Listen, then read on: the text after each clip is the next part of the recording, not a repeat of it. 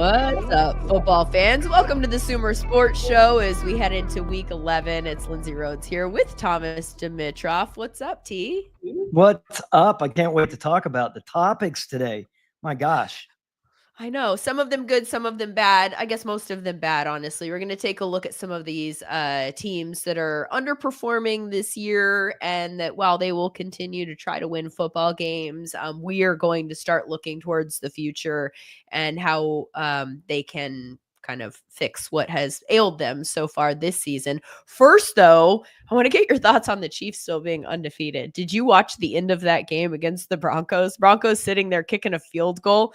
And I mean, it just feels like someone's looking out for the Chiefs. And don't make a referee's joke, people that are listening right now. It's not them. It feels like a football gods situation where they are just like my first thought was like, okay, they have to win the Lombardi now. Like everything is going their way.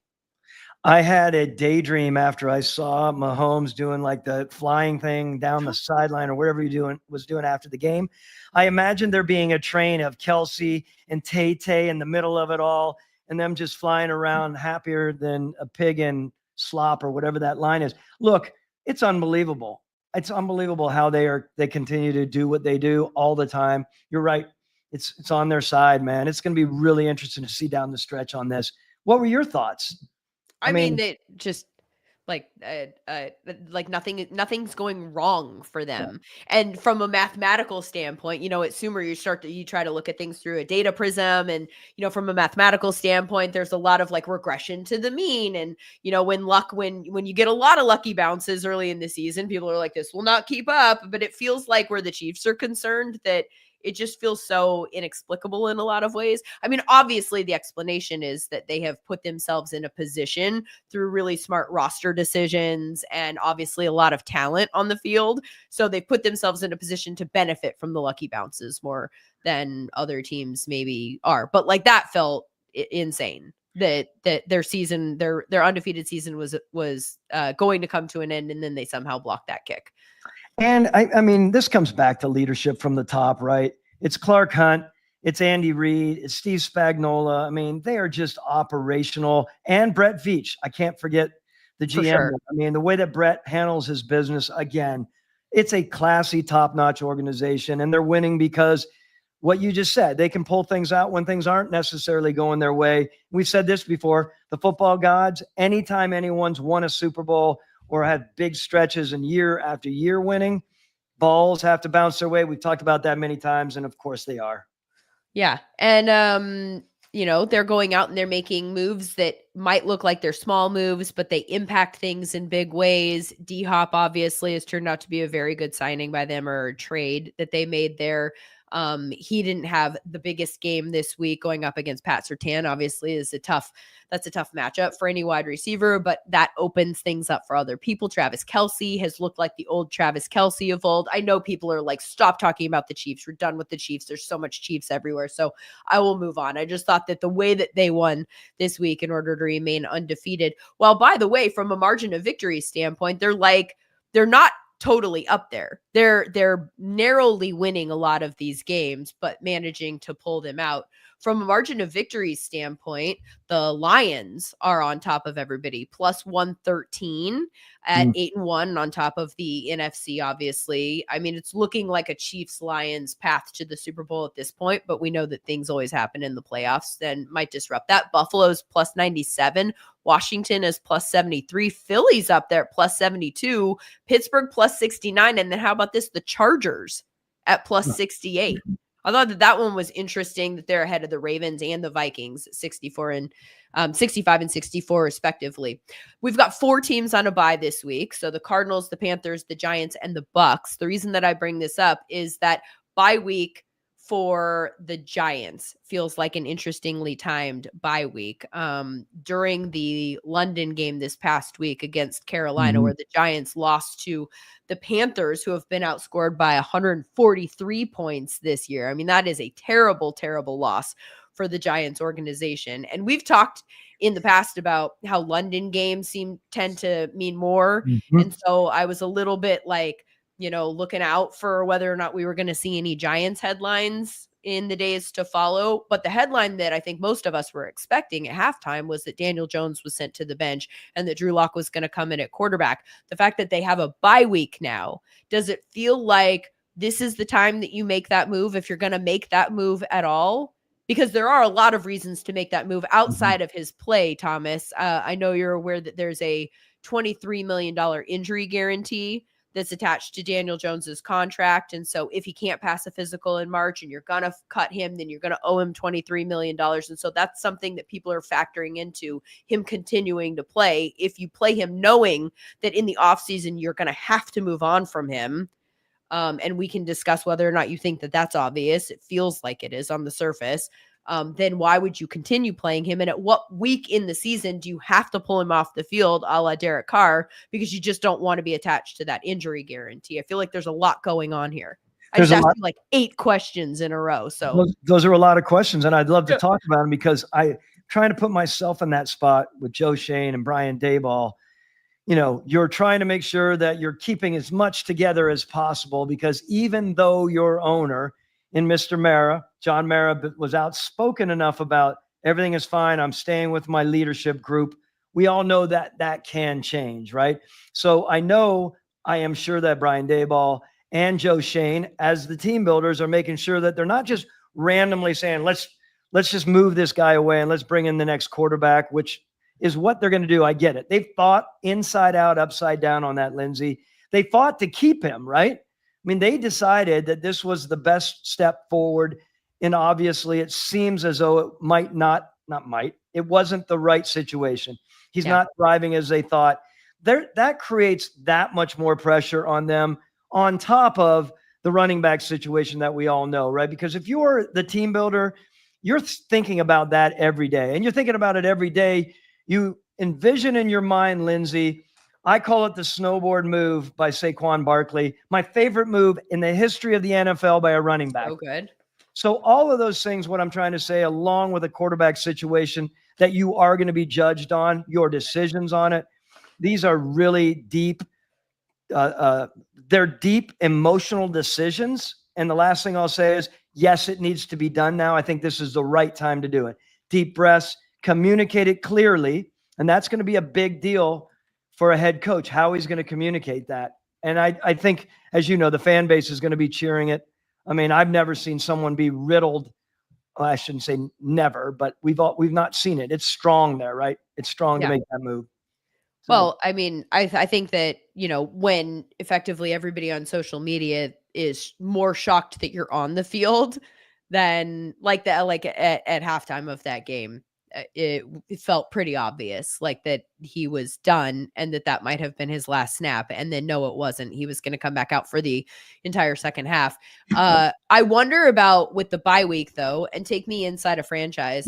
Is there a benefit to making that announcement at some point this week? Like we are going to move on, or do you not need to actually make that announcement this week? You can kind of handle that in-house, start getting Drew Lock ready. And then maybe next week, once you're back on the practice field and getting ready for a game, like what are they thinking probably in terms of news cycle and how to handle this? If they did decide that in their next game in week 12, once they're back on the field, that they're going to go in a different direction, how do you start spinning that or handle it from a media standpoint? How do you unveil that move? Yeah, no, that's a complicated one depending on where you're coming from. You know, Brian Daboll being a disciple of Bill Belichick would be to hold on to that as long as possible. You know, element of surprise. I personally would rather clean the slate personally and announce it, get the quarterback that will be coming in, as we've talked about, get the team believing that that's the direction they're going. It's a deep breath. It's a cleansing, and let's do the best we can down the stretch. That's how I personally would like to do it. I don't see necessarily Brian Daboll doing that given his background. But again, Daniel Jones, 36th as far as the quarterbacks out there. Like, well, 36th percentile. Yes. According to SumerSports AI. So he's, I mean, yeah. We don't even need the advanced analytics in terms of Daniel Jones. Like it's there, it's all there. But like anyone who's watched the Giants play this year knows that he has not played well. Well, my head goes to an amazing receiver that they have, right? And they have talent there, but if they're not getting him the ball in the way that he wants to get it, and et cetera, and how, they're not operational on the offense as we maybe expected. It is a time to do it, in my personal opinion. Yeah. It'll be interesting to see how they handle that just in terms of messaging, because it feels like that's the primary thing. And then you've got Daniel Jones still in the locker room, going to the bench, and it's different than like Anthony Richardson, which is a whole other conversation about how they've handled that, because I've been a little bit perplexed about why they just haven't been a little bit more clear about what the process is with regards to handling Anthony Richardson. But I digress. That's different because at least you're saying, hey, that guy that we took off the field, we're still developing him. We have not given up. He's still a priority for the organization. That's at least on the surface the message that you can share with everybody. In the Giants situation, it feels like, hey, this guy that's been our quarterback for a very long time, we're kind of done with him, and now he's going to go back to that locker room, and this could be very awkward. Like, there's no way to spin it positively in terms of Daniel Jones and his future with the team. And I'll say this. How would you feel if you were Mariota and people are now using that as the phrase? Is he going to Mariota it? Meaning, is he going to quit the team, Daniel Jones, if that were to be announced? I'm being a little bit facetious here. How does it truly affect the building? How does it affect his teammates?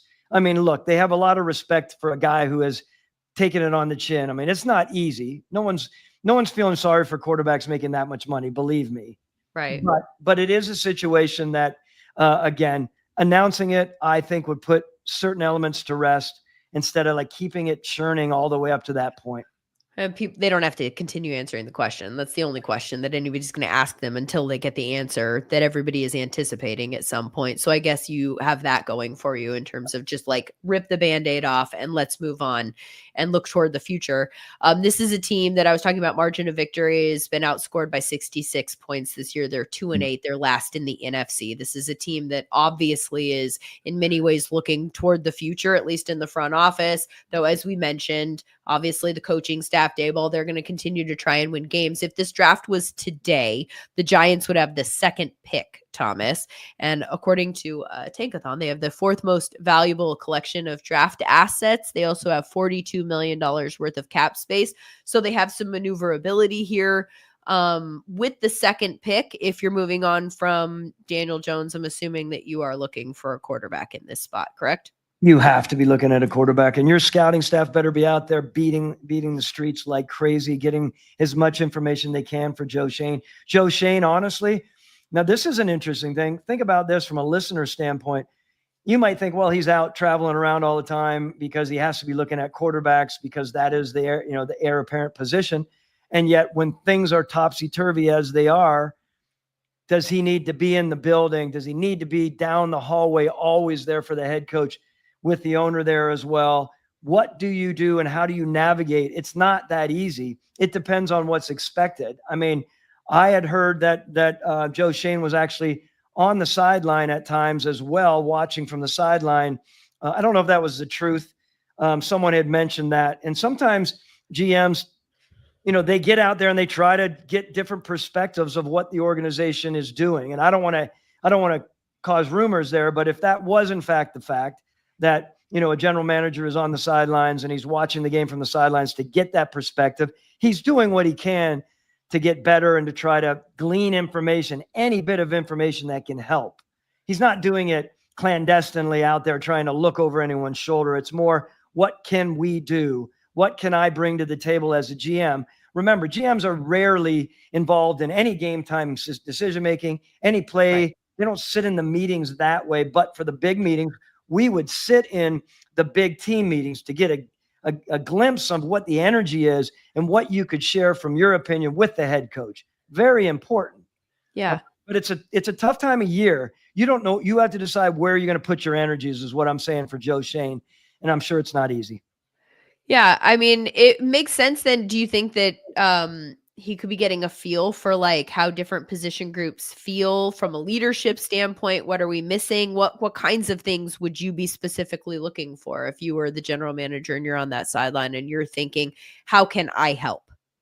Yeah, I think the big thing is looking at it that way. We when we evaluate as a team builder, and as a former scout is what he was, he wants to be down there and feel the energy. He wants to feel how people are communicating, how they're interacting, what their passion is, what their resiliency is. There's no better way to do that and sniff the proverbial pits of your players. But that is a now, disgusting it's a bad visual that you just provided for me. Well, it's much better than sniffing other things. So we're just happy that it is armpits. That's what I would say. Oh man. Okay, so quarterback is what we're thinking for them in the draft, and in terms of focusing moving forward. At some point too, this is, and we're going to talk about a lot of teams that are kind of, out of it, one might say. Billy Jones agrees that it has to be a quarterback, but what if they think the quarterback prospects are met or the pick isn't as high as currently projected? And I suppose that that's another thing to consider here, right? Because you also are going to get to a point where you don't want to tank, but you also maybe benefit more from losses down the stretch than you do wins. This is tough because this isn't a strong free agency group. We know that. They're not going to go out and spend money on a free agent. That's going to be complicated.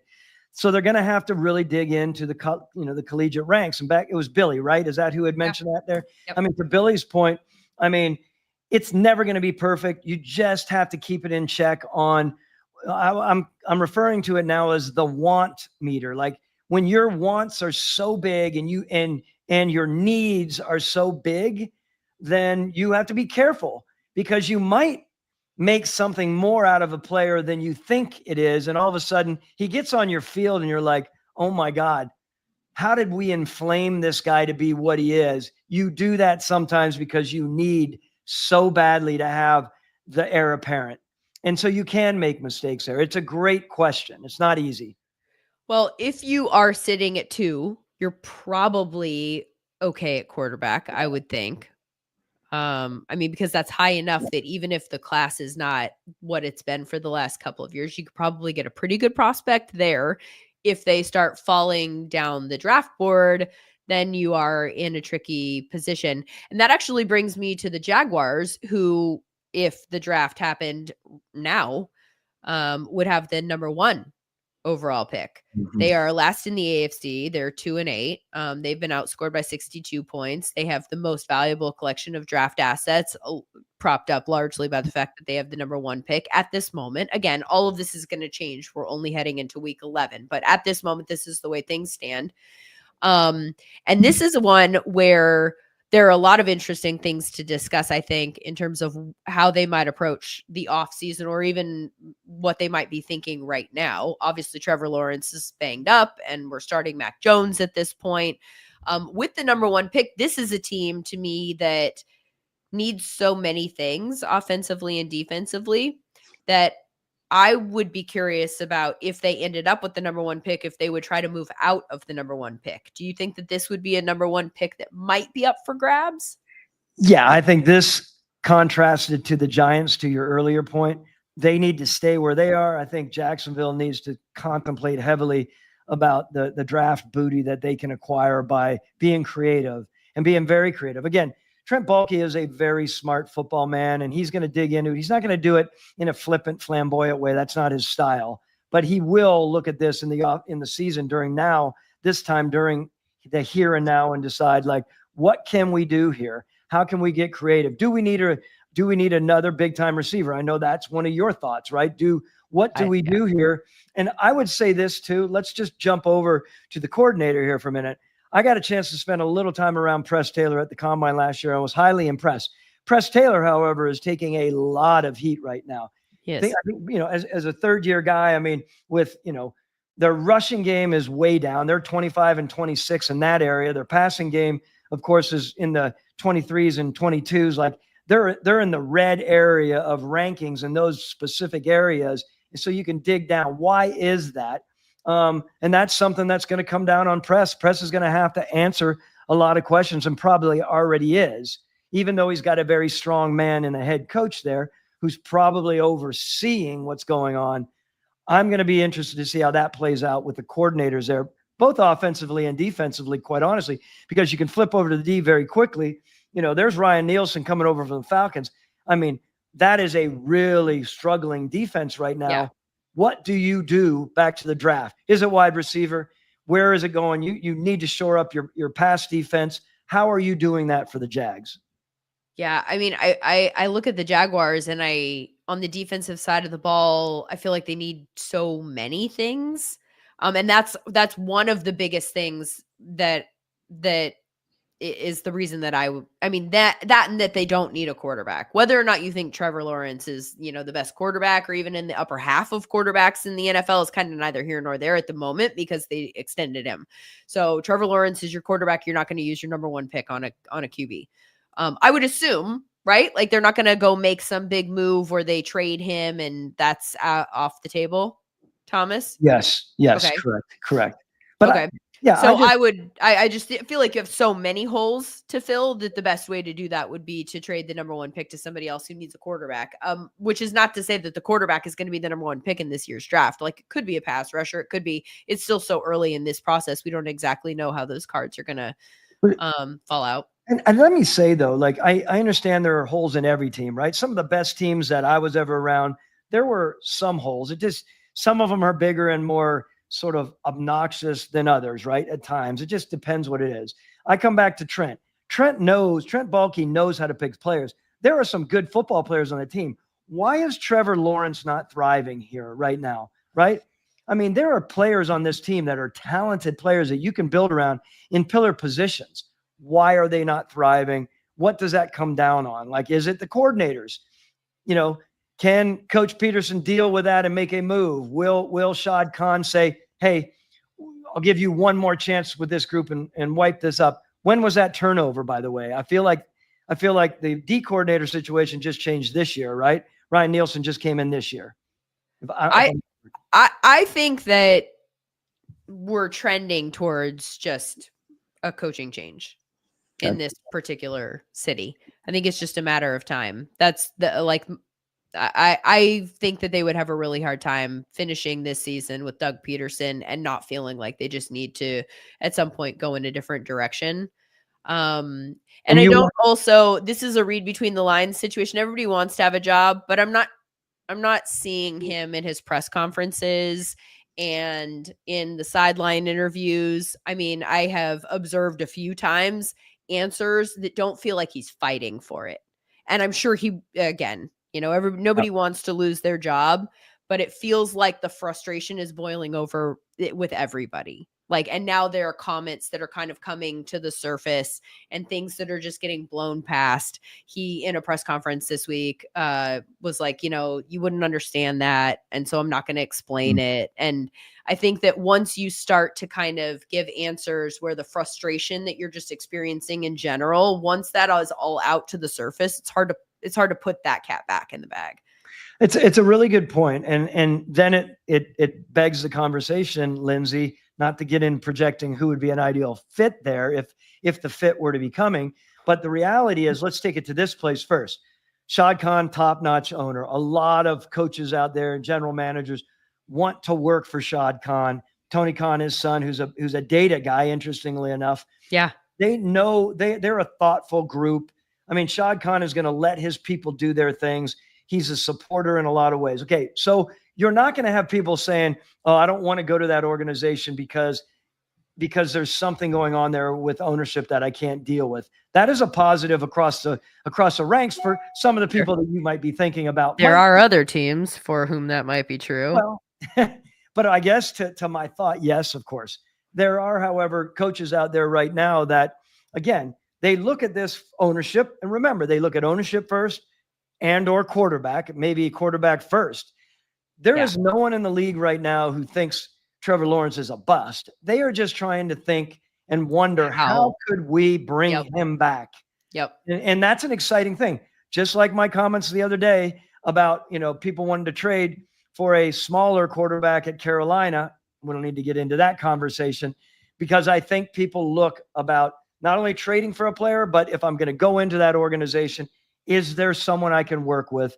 The net of it is there's ownership and there's a quarterback in place there, however this plays out.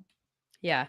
I think, and in terms of I think that they need some help on the defensive side of the ball in terms of like going further down the roster. And then you mentioned, I would like another wide receiver. I'm a big believer in that number 2 wide receiver being very, very important. I think Brian Thomas Jr. looks like that was a hit in the draft. And so great. We got that one right.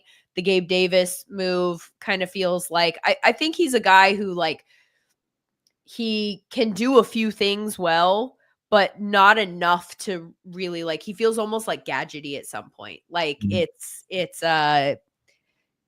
I feel like there isn't enough contribution that's consistent from him in an offense that's really going to help out Brian Thomas Jr. So I would love to have another wide receiver there in this year's draft haul. So that said, do you think second thoughts about getting rid of Calvin Ridley or not signing him back there, or after everything is said and done, he's a good. They tried.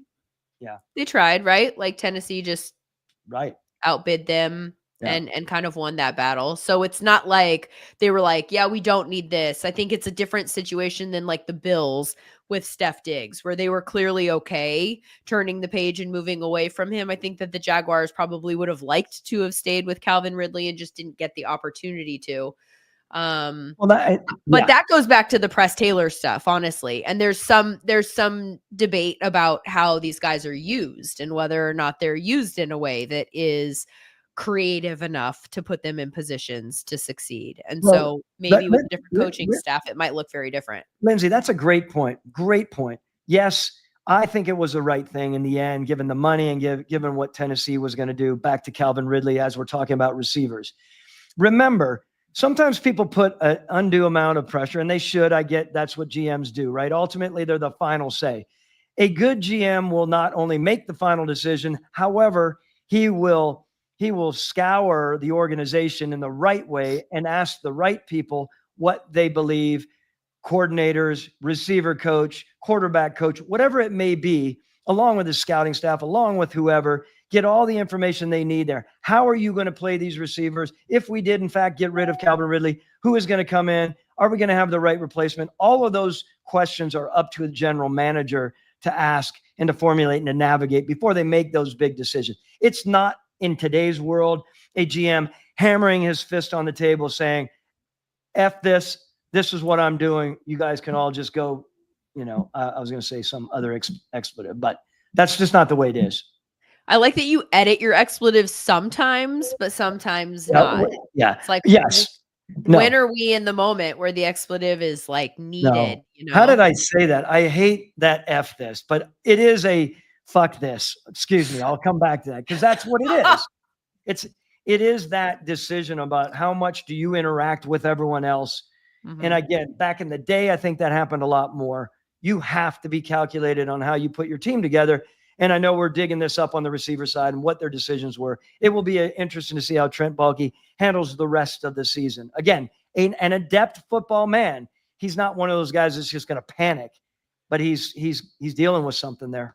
I mean, he's obviously been around the block a few times. Looking at the teams that are the draft order as of right now. Mm-hmm. So you've got Jacksonville at the top, and then you've got the Giants, who need a quarterback. Mm-hmm. The Titans.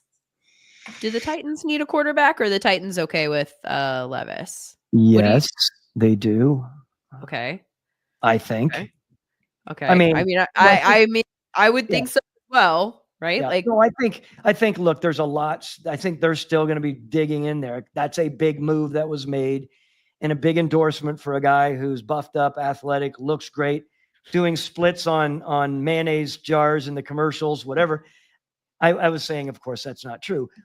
I'm being a little facetious here. He has a lot of apparent upside, just a little aside on this, but how far do you go before you decide, okay, we need to continue to look for a quarterback, make sure there's the right competition, because if our guy continues to make decisions that aren't adept decisions, we're in trouble. I don't care how buffed up he is, how strong of an arm he has, and how competitive he is.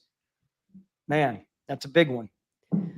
Yeah, I mean, in decision making, not great there. That could be tied to the lack of experience and maybe get better with experience. But I would agree that I would put Tennessee in the camp of a team that probably is looking for a quarterback. Cleveland sitting at 4 right now. I think they need a quarterback. Are we, Yeah, sure. but like, do you think that they will agree with that? Because he's Yes. owed a lot of money still. I think they'll agree with that. Again, another smart organization with smart people in Andrew Barry. They're not just looking at that saying it's all about retention rate. I need to be looking good because of my retention rate, which we talk about at times. No, this is about making sure it's right. What do you mean about retention rate? Explain to me Right. that. Yeah. What you just Okay. said. So when you're a general manager and you're putting together your team, you do want your retention rate to be very sound for your owner to see, meaning you've kept your draft picks and you've signed them to second and potentially third contracts. You have signed free agents and they're not just fizzling out after 1 year. Retention means you're doing your job well and you're making good decisions on your acquisitions, basically. Now, Okay. what I will say, however, is if you are an organization and or a general manager that's insecure and not willing to make the right moves, the best moves for the team, you're trying to hold on to retention rate like crazy and you're not turning in on some of these guys, right? And that's where it becomes complicated. And that's where an owner has to look at that GM and say, again, fuck this. You're either making these decisions or you're not going to be here because you know what's best for this organization. That is a topic of conversation. Las Vegas is in the 5th spot. They need a quarterback. New England in the 6th spot. They do not need a quarterback. Drake May looks like they hit there. They need a lot of other things, but that's, good. I'm trying to figure out like how the top of the draft in terms of the teams that are there now, whether quarterbacks get moved up the board or maybe in the case of Jacksonville, who we discussed, if they end up in the number 1 pick, maybe be able to get a draft booty in order to trade back because there's enough competition of teams that actually need a quarterback. Like the Raiders were in that quarterback mix last year, but they weren't necessarily positioned in a spot where, you could count on them getting a quarterback. It's kind of interesting to me that there are so many teams that do need a quarterback that are just sitting right there in those top spots right now. And many of them are playing backups at the moment. I mean, the Giants, we talked about whether or not they're going to pivot to a backup this week and bench Daniel Jones. You've got Tennessee that has had Mason Rudolph kind of, back and forth in the lineup with Will Levis. And then Cleveland obviously has Deshaun Watson who's hurt at the moment. Las Vegas is on quarterback number 3, I think, for the season. So yeah, and then they're sitting number 9 there. Do we even talk about Carolina? Are they looking for a quarterback? I think Carolina is obviously looking for a quarterback, right? Yeah, I mean, and yet they're sitting there thinking now with him coming back and, throwing some darts, doing some things, ostensibly winning games. I say ostensibly meaning like, was he the most important reason for that? The reason is, or the fact is he did win some game or he is winning some games. Is he on the other side of it? Hey, we see something here. Let's continue to build our O-line. Continuing to undefeated in Germany is what Stopsky just said. Yeah, he is undefeated in Germany, right? All of those positives about Bryce. But where do you go with that? And, do you sit down with David Tepper as the team builders? What do they say? What is that conversation? And then that begs what I've talked about before. How much do you work in the offseason to see if you can get a trade? If you can't garner what you're looking for in that trade, do you opt to keep him? Use that approach. Yeah, this is an interesting conversation because I think you have to be really, really honest with yourselves about what you're seeing from him in the second half of this season and not just, did we beat the Giants who were terrible, right? Like it has to be, are the advanced numbers, is the improvement enough that what we're seeing from Bryce Young is something that we think we will continue to see an uptick in his play. I think that that's actually a tough situation for the Panthers if he does play better in the second half of the season, because the answer for them has to be, is it better enough? You know what I mean? Or is it just better than what we saw before? Because that almost puts you in a tough spot. I feel like I've said before, I think one of the toughest positions that you can be in as an NFL team is to have a quarterback who is okay. Because if you have a quarterback that's good, then you're great. You're sitting pretty, you have your answer. If you have a quarterback who's bad, in some ways that's good too, because you don't have your answer. And so it just makes the decisions a little bit more clear cut. When you're in that middle tier, you're like, well, I don't know. Could it get better? And then maybe you hang on a little bit too long and you miss a window to fix it. Or like if they're good enough, sometimes you have to pay that guy. And you have to pay him a going rate, right? Like if you're a middle quarterback and you're good enough, not bad enough that we're going to, rip this Band-Aid off and go in a different direction because it could be worse. But I'd be curious to get your thoughts on just the quarterback, kind of like what happens when you're in the middle. Well, look, I just keep coming back to my thoughts about, taking, again, Carolina in this situation. Of course, Bryce Young has a lot of really good traits. He also has situations that he's challenged with. It keeps coming back to my mind. Let me test the market and see where he is. They are in fact at the 9th pick. By the time you get to the 9th pick in this year's draft, there will be a dearth of quarterbacks available. So if you deem through your discussions, we can get, draft compensation that will help us literally go from 9 up to 1, 2, or 3. And because of this move, well, then I think you have something to think about seriously. If you're not getting it and people are hem-hawing about it, like we'll give you a second, we'll give you a third, second, third, whatever, and you're not talking about firsts in this situation, then you're in a tough situation, Lindsay, because there really aren't free agents out there that you're going to have come in and resurrect your organization.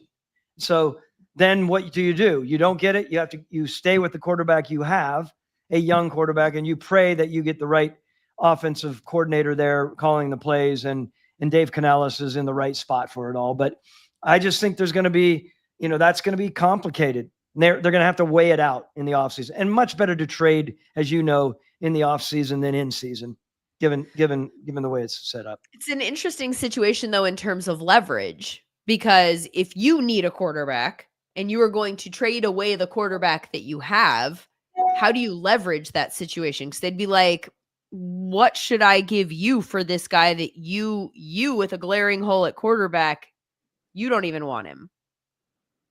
Like, how do you argue that price up? Yeah, no, I think this all comes back to needs, right?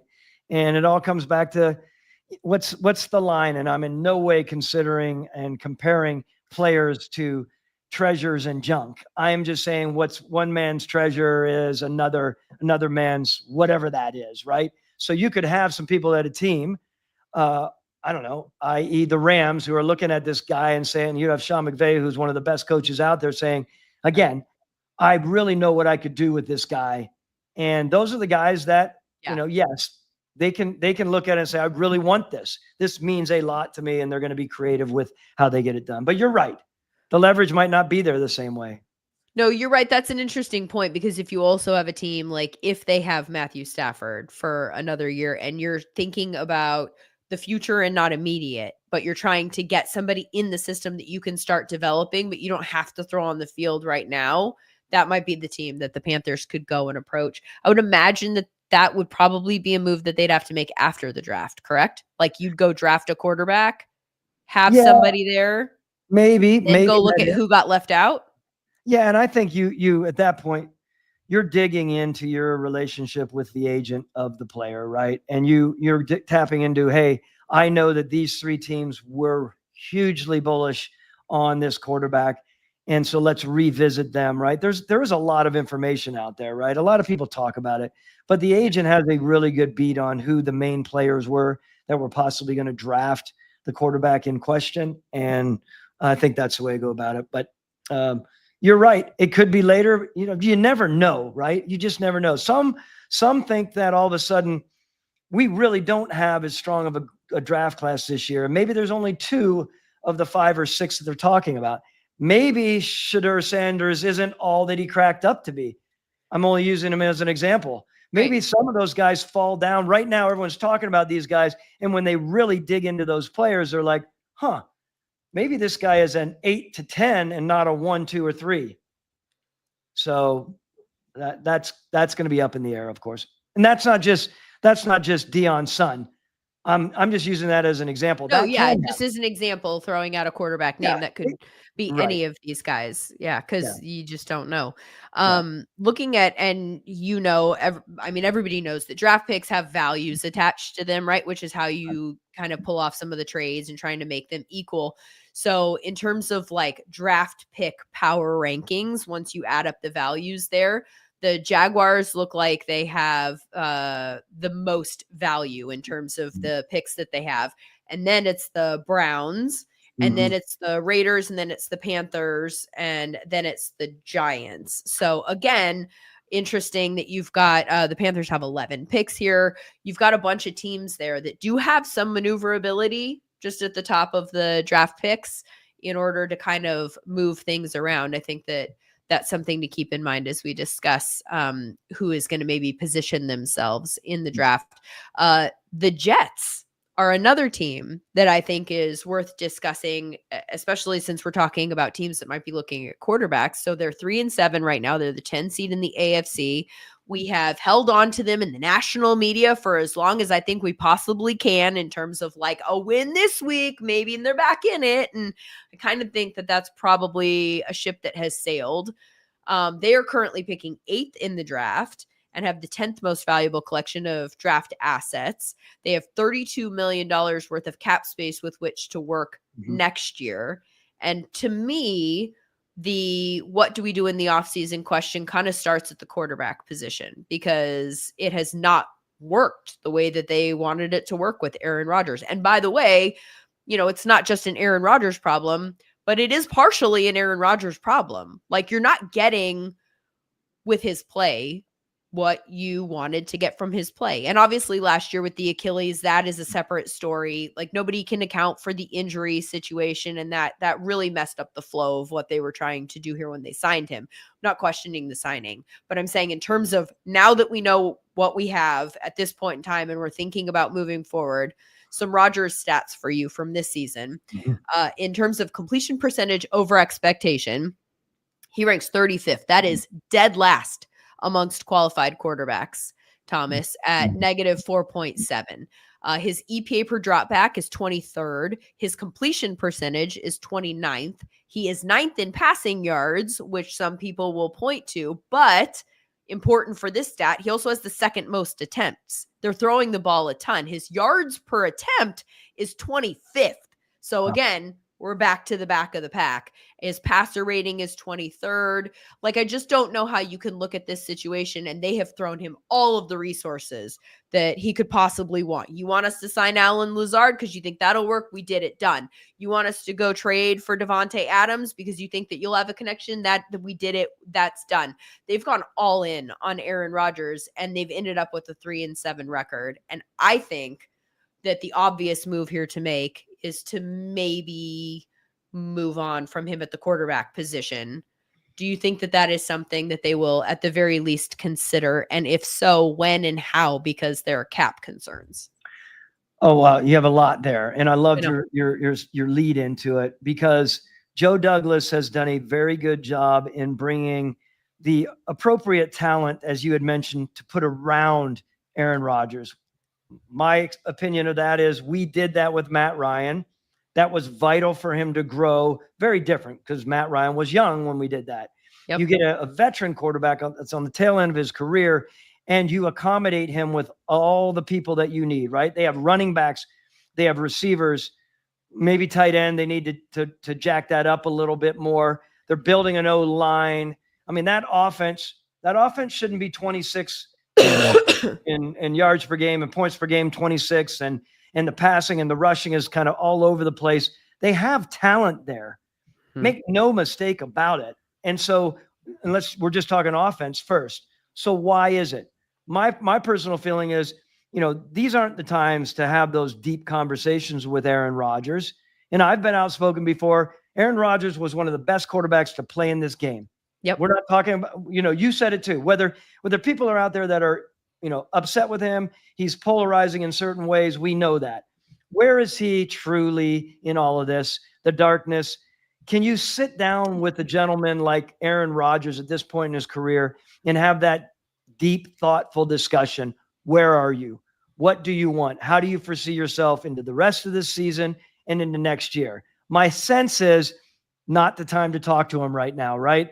Get through the Not in season. the middle of the season. Yeah, for sure. You would love to be able to do that. Someone like me and my personality, I'd be saying, like, I want some clarity here, brother, because if we're thinking that you're going to move on, then I need to be really focused on where we're going in the future. It's not that easy, of course. Actually, I mean, so I think that's an interesting point. So you're 3-7, and he's going to continue to try and stay in the right mindset to, get through the rhythm of the week and try to win games and want to set him up for success.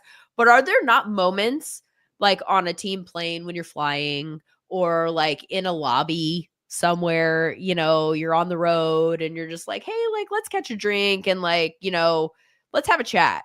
Like, not every minute of every day is spent watching tape and kind of in like this sort of space where you're like, how dare you talk to me right now? It's not like you're pulling him aside while he's warming up from a game or for a game. Like, at some point, there should be an opportunity that presents itself, right? Yeah. Because the Jets at 3-7 have to. It's reasonable to expect them to want to have a discussion about like, what do I need to, like, what frame of mind do I need to be in moving forward? Yeah, it's funny because 13 years in a general manager role and almost 30 in the league, I don't buy that crap. Meaning, I can't talk to this guy or I can't address this issue. That's a bunch of crap. If you don't have the mind and the brain to deal with that and to multitask in today's world, I'm not saying you need to spend days and days and banging your head against the wall. We don't want that as a distraction, but a calm half an hour conversation about, hey, how are you doing? Let's talk about this, right? Maybe that's the cancer side of me, right? I mean, I don't know. I don't even know anything about that world, but I've been told because that is a thoughtful side, right? Let's talk to the person and find out.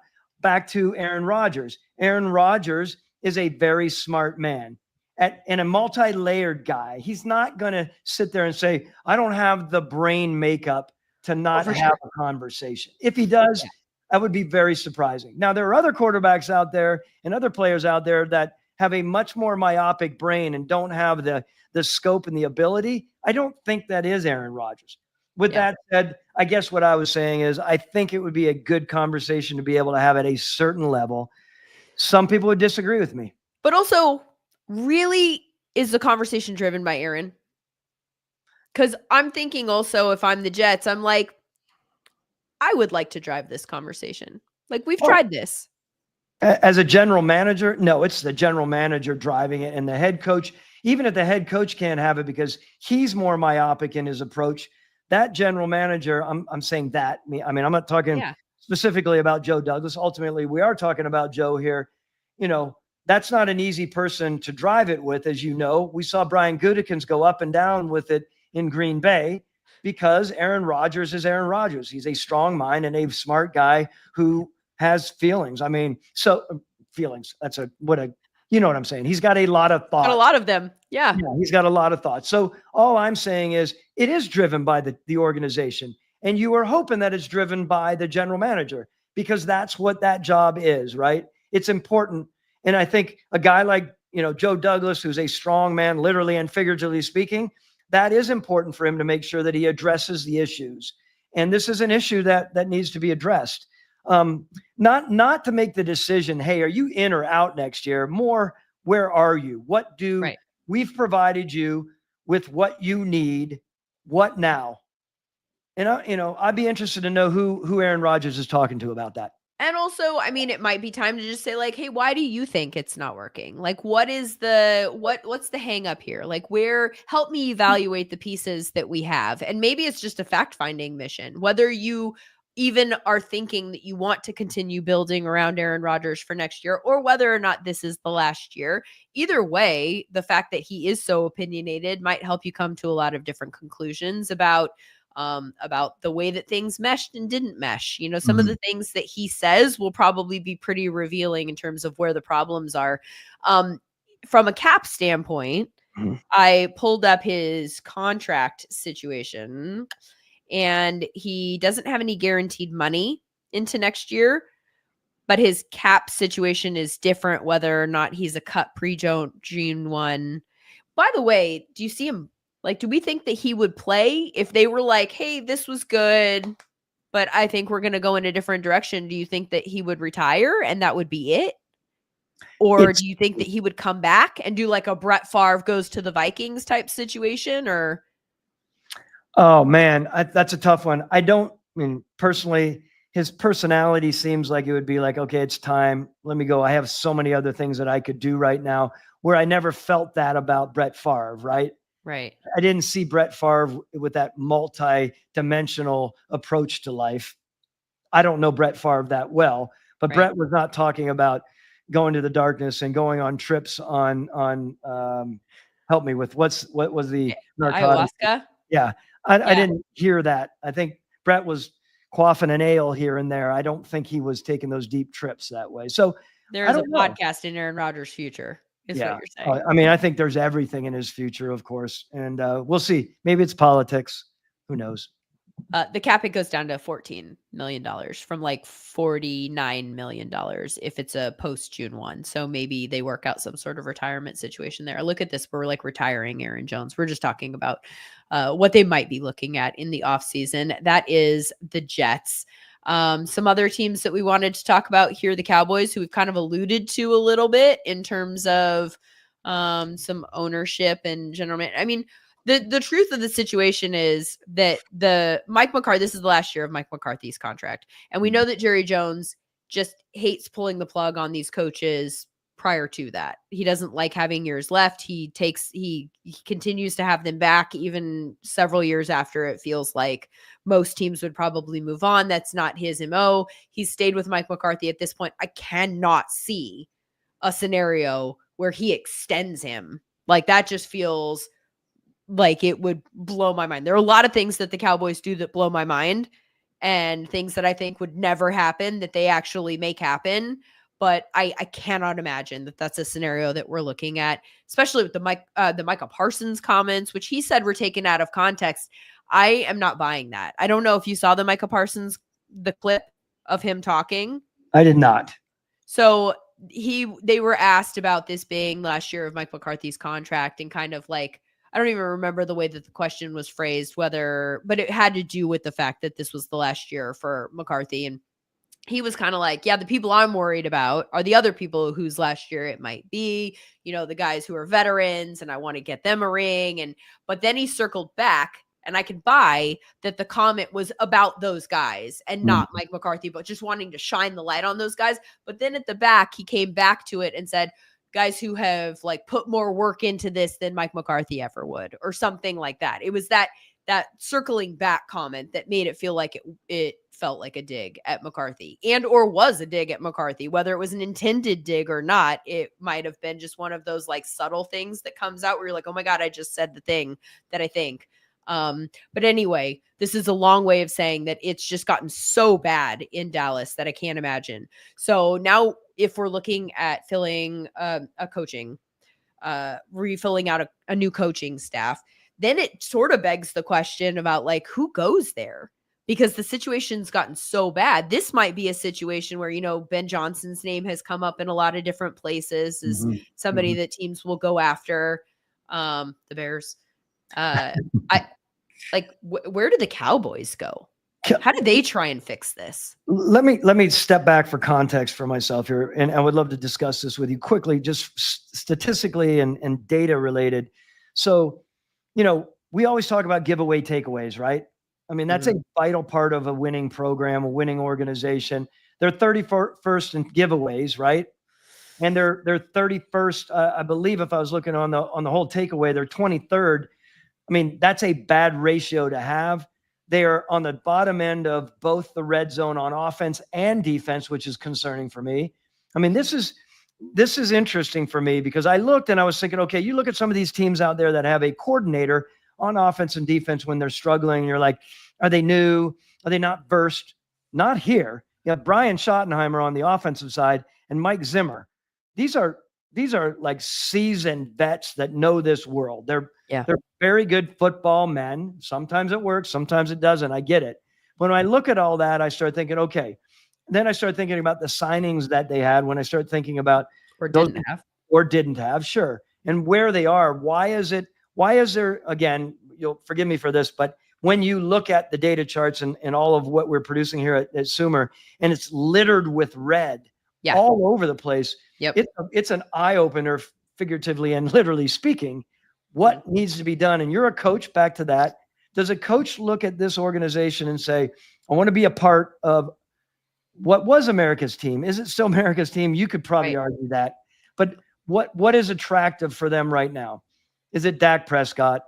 Is it Micah Parsons? Where are they there? I mean, is it the defense anymore? Is it the O-line anymore? Is it one receiver that we think is fantastic? It's not the run game right now?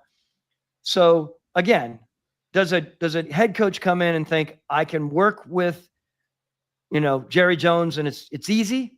Or well, nobody's going to think that part of the equation is easy. There just isn't anybody out there. I can't think of anybody that's like, yeah, that's an ideal situation because Jerry Jones will make this easy on me. That is a thing that is a part of this equation. Jerry Jones is the only owner in the NFL who, win, lose, or draw, gives a press conference in the locker room after the game. Huddles up. I am here. I will answer all your questions. So there's a messaging in that organization that does not go through the head coach. It just doesn't. And so that's something you have to consider. If you're a head coach that has other options, is this where I want to go?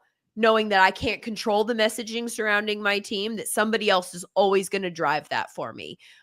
Also, the decision-making and the alpha in the room is always going to be Jerry Jones. He's not somebody who takes a back seat and says like, okay, I'm going to let you do your thing. And so that is a specific type of coach, I think. And I just am not like, you're going to hear this offseason, obviously Bill Belichick's name is going to come up. Mm-hmm. Is this a situation that Bill Belichick goes, you know what, I could do that? I kind of think, Bill Belichick a lot. Obviously, Bill Belichick. I don't even know him. I just know of him and I know of the moves that he's made and what I think of his personality. I think if he has options, I don't know why that's a situation where he would willingly walk into a situation where somebody has that much power in addition to him. Because Jerry is like, Bill can tell a lot of people, like, if I take this job, you're going to go away and this is my team. Jerry's probably the only person in the NFL that he couldn't say that to and or trust that he would follow through on that. Yeah, and I think, to your point, I think there are coaches out there that are made for that job and can deal with it and navigate, so to speak, and will take it on. I mean, we know that has happened in the past. Others who it might not have been as natural for, right? And so I look at that and I think about, I'm sure, as we understand, Bill Belichick has a very good relationship with Jerry, but that is different when you're working down the street in another location than when you're truly, in the middle of, working as a partner in that situation. So, I don't know. I'm always intrigued by the hiring from within. Back to an older thought of mine, would Dan Quinn have been the ideal hire for Jerry Jones there? It's not happening now. We get it. I always thought he would be, because Dan has that mentality to him that he can navigate and he can skim around in his own positive way and deal with some of the challenges that may present themselves. Others maybe not as easy. But also a part of that I think about is, so if Dan Quinn didn't have another offer, then I could see that being something where he would be like, I'd like to throw my hat in the ring. But if Dan Quinn, I mean, I think it's hard to argue with the fact that he didn't end up in a better situation in terms of just having autonomy to build something. Obviously he ended up in a great situation with the Commanders with Jaden Daniels and is now on the front end of something that they can build there in Washington that could be pretty special. I think that what about Dion?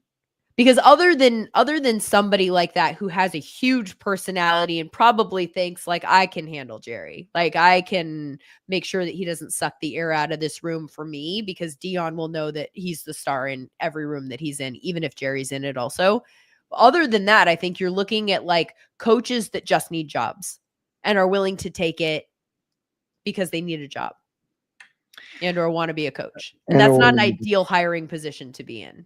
Like, you want to be able to get the guy. that has other options and say, this is the spot I want to be. Yeah. Yeah. No, it's not easy there. I mean, he's going to pay well and he's going to treat you well on a lot of other levels for sure. I'm lost in the best way to approach that. And I don't know who, if I were to be representing a group of guys, who I truly would, advise to go into that situation. You have to be a very strong man. I mean, McCartney is a strong person, right? He's a strong presence. So I don't know. I can't give you an answer on that.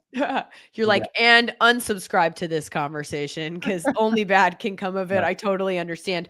The Cowboys, just from a football standpoint, have been outscored by 82 points on the year. Only the Panthers, Raiders, and Titans have been outscored by more. So that's what we're talking about when we're talking about this Cowboys team. And obviously all of the offseason. The only other point that I want to make in terms of now pivoting to now we're looking to bring in the best and the brightest is that the conversation that we had in the offseason, which is treating the team like a business and thinking we're going to keep ourselves in the headlines because that's good for business, whether it's good for our football team or not. The extent, waiting until the last second to extend Dak and waiting until the last second to make some of these other moves with CeeDee Lamb and keeping yourself in the headlines. There are some that have surmised that is probably a smart business strategy because it keeps the Cowboys in the headlines. Well, now this is kind of the 180 where that comes back to bite you because you also have to have people when you're in a hiring cycle be convinced and then maybe in free agency, right? Like that this is a place that I need to go to because they will have my best interests in mind in terms of putting a winning team on the field. And I'm not sure how many people I'm not sure how many people in Dallas feel that way about Dallas at this moment. Who else do we need to talk about? The Browns. The Browns, we've kind of talked about all year long. They have a high pick in the draft. They have tough decisions to make with regards to the quarterback position, but I kind of think that we sort of know what they're looking at. It's just whether or not they're on board with that. Saints, where are you with the Saints? Yeah. The Saints. The Saints are the one that we need to talk about that we have not yet because Ian Rappaport reported over the weekend that they are not in teardown mode. That this is not something that they are viewing as a full-fledged rebuild, like tear it down to the studs. And I know that they have found ways to work around that in the last few years. I feel in my bones, in my studs, Thomas, one might say, that this is the time for them. And I can't quite wrap my brain around how they don't do that right now with the pieces that they have. And I'm wondering if you could make a case for me. You're saying tear it down. You're talking about Mickey orchestrating that because Mickey's going nowhere. Mickey Loomis, the GM, that. Yeah, I'm not firing people there. I mean, they already have, but I'm not, that's not what I'm talking about. I'm talking about tearing down the roster with the cap situation because at some point you have to, and I know that people think that that's all fake, but like literally we talked about it with Marshawn Lattimore. They're going to pay $31.6. He's going to count against the cap for them next year because of what they did to his contract. So they traded him away and they got these draft picks in return, and that's great. But they're going to have this huge cap number for him, and it's because they took his base salary for a number of years and they said, oh, this doesn't work for us in terms of the cap. Let's take some of that base salary. We're going to make it a bonus. We're going to pay it to you next year and the year after and the year after. And so now they're paying for Marshawn Lattimore. They're going to be paying for him for a while, right? Like after he's done playing for them. That's true for a bunch of their different assets because they just keep taking those contracts and throwing them into future years. Like that still counts against the cap. They just keep pushing it forward. So I feel like right now with the roster that you have, and I don't even know what you're looking at with Chris Olave moving forward, coming off of this concussion situation. And I don't even know what you're looking at with him. Like, what do you have and what do you not have? And how do you get back to a point where you're not just competitive in a bad division, where you have a shot at making the playoffs, but then you're definitely not going to win the Super Bowl? Like, how do you build a team so that you are what we're looking at with the Lions? And you are what we're looking at with the Chiefs. Like in a perfect world, that's what you want to be. You want to be a team that should go to the Super Bowl, not a team that might luck into the playoffs every year. And I kind of feel like that's where we've been stuck with them. And they're a good example of like what I said earlier about quarterbacks. Having a good one or a bad one is good. When you have like something in the middle, that's bad because it's tough to get rid of the middle quarterback. because it could be worse. I feel like that's where the Saints have been as a franchise for a handful of years. We're here, we maybe could make the playoffs, so it's tough to tear it down, but like it's also not good. It's not good, it's not bad. You're just in the middle and like nowhere. Wow, there's a lot there as well. And I would say Mickey Loomis, as the general manager there, SVP, has the right people around him to in fact rebuild. Jeff Ireland, the personnel director, assistant GM, is one of the better evaluators in the league. He's known for that. And he did a great job a few years ago through the drafts, and they built their team up to where they are. So I can almost guarantee you that Mickey is confident with that side. We will do what we need to do we're not going to miss on the evaluation of the players. That's very important for people to understand. He's also, I'm sure, and I would be if I were to be in that spot. Now let's move over to the coaching situation, because that's going to dictate a lot, right? I know that's not what you're talking about right now, but in my mind, I'm thinking about all of these things that you need to think about when you're in that role about tearing it down. If you get the right quarterback that way, at least you can envision it. It's a lot easier to make the moves along the O-line or at certain skill positions if you think you have a quarterback that can truly bring you up. If you're worried about your quarterback situation, you don't have a free agent, you're worried about where are they picking right now, did you say? Seventh? Okay, so they're right in the mix of it all, right? To land the right quarterback. If they don't, in fact, right. I mean, I don't know. Where are they with Carr? Maybe they believe that he's the guy, or do they have Carr there and they pick a quarterback? He's an interesting one because he's actually had a pretty good year. Yeah. When he's been on the field, his advanced numbers are pretty good. Like he's a tricky one, right? Because I think that there's nobody that would put Carr in the upper, third of quarterbacks in the league, but he has the ability to play like that any given week to be in that mix. I don't know. He's a tough one too. Maybe you could. I mean, he has a big cap number for next year. Maybe do you keep Carr and do the rest of do you do it in parts? Maybe you might do it in parts. Yeah, you might do it in parts. Again, I need to sit down and really dig into their financials on it. I mean, did you end up through all this conversation? Maybe I missed it. Did you dig into where their financials are? I mean, well, they're $63 million over the cap right now for 2025. The next closest team is 10 million over at this moment. So they're going to need to shed $63 million worth of cap space prior to the start of the new league year in March. And that will either be that I don't really know. Like Matt Stopsky, our producer, and I kind of laid this out prior to the trade deadline, talking about some of the ways that they could do it. And it involved a lot of cuts and maybe trades in the off season. I think that they're going to have to make a lot of moves. They do have the 9th most valuable collection of draft assets. Now they have 8 picks after the Lattimore trade, having picked up a couple of picks in that move. So maybe guys like Cam Jordan and some of those older guys are kind of like this wave, and maybe you do the quarterback later. Because even at 7, I don't know if you're positioned necessarily for a quarterback if you're already paying Derek Carr. Yeah, I don't know if you necessarily are. You said 8 picks. Where are they ranked by your tankathon? 8. No, sorry, 9th. They're ranked 9th? Yeah. Okay. They've got 9, 40, 71, 89, 4 in the top 100. I see. Okay. Well, rest assured they're going to be thinking it inside out, and you know that. So I like your idea of thinking about pulling it all the way back and rebuilding. But Mickey has been known for approaching it the way that he has, for years, right? Mickey Loomis is not afraid to admit and go after what he believes is the right way to do it. And that's been his approach for a long time, of course. Yeah. Right, wrong, or indifferent. That'll be an interesting one. That'll be an interesting one this year.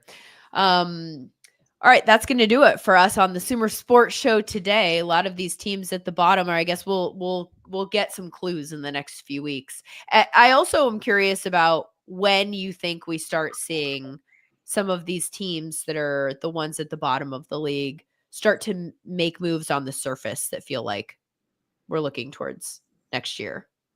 Like how do we start to see some clues about we're going to start putting some of our younger guys on the field and get a feel for, or like pull some guys that we need for the future? They're going to come up with an injury that sidelines them so we can protect them for the future and they don't get hurt. In the case of Daniel Jones, we're already talking about his injury guarantee. Yeah.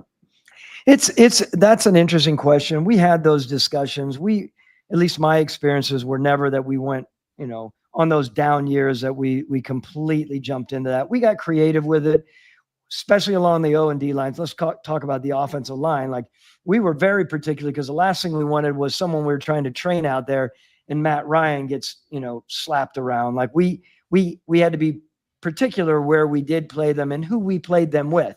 We wouldn't necessarily put 2 O linemen at the same time that were rookies and we're slapping around. We had to be really creative with how we did that, where, quite honestly, where it's not that apparent. Yeah. And at least that was my approach to it, because it can send some really interesting, messages to a lot of people, not only outside where people are thinking that you're tanking, you're giving up, which a lot of people don't want to be perceived as give up people, right, but also inside. Those are the messages that I have always been worried about.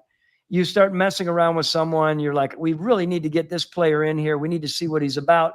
And you have another person who is a, unrestricted free agent, and you're messing with him. And he's like, I need these last 3 games to thrive. You can imagine that free agent all of a sudden gets really angry because you're playing someone else. Where in all rights, he shouldn't be playing someone else, but you're doing it for the betterment of the team. You're not caring about the individual. It can get messed up pretty quickly.